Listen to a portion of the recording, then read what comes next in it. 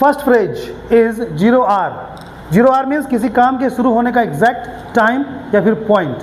N example has been given which is the military fixed the 0 hour to launch an attack on terrorist. You might have heard last day there was an operation which took place in Kashmir, Jammu and Kashmir, Operation Mahadev. In this operation, 3 terrorists who were culprit of Pahalgam attack. So many innocent people were killed in Pahalgam. So those 3 terrorists were killed by Indian Army. So of course the time must have been scheduled, the time must have been fixed. तो by telling this कि कौन सा समय निर्धारित किया गया था आतंकवादियों पर हमला करने के लिए, that is called 0 hour. So same word I have written over here कि the military fixed the 0 hour to launch an attack on terrorist. यानी मिलिट्री ने एक निश्चित समय या एग्जैक्ट टाइम फिक्स किया होगा जब उनको टेररिस्ट पर हमला बोलना था. So the military fixed the 0 hour to launch an attack on terrorist. Next one, zero tolerance.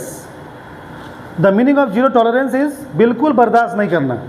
I have zero tolerance policy on eve teasing in my institute.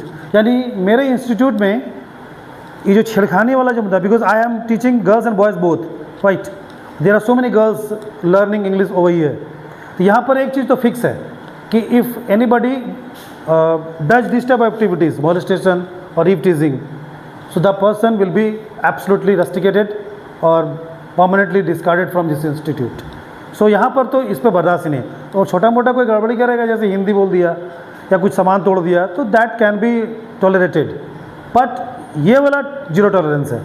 So I have zero tolerance policy on eve teasing in my institute.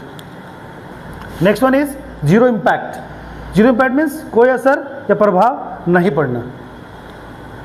मतलब कुछ भी बोला जाए या समझाया जाए पर उस पर असर ही नहीं होना, प्रभाव ही नहीं पड़ना. Look at an example. In spite of scolding twice and thrice there is a zero impact on him. मतलब 2 बार 3 बार 2 से 3 बार डांटे जाने के बावजूद भी, इन स्पाइट ऑफ मतलब बावजूद भी, तो इन स्पाइट ऑफ स्कॉल्डिंग यानी 2 या 3 बार डांटे जाने के बावजूद भी उस पर कोई प्रभाव नहीं है. There is no प्रभाव on him according to this sentence, right? अब thing is that why I have taught, जब मैंने 3 phrases दे ही दिए तो why I have given 1 idiom. Actually zero impact और water of a duck's back same, right?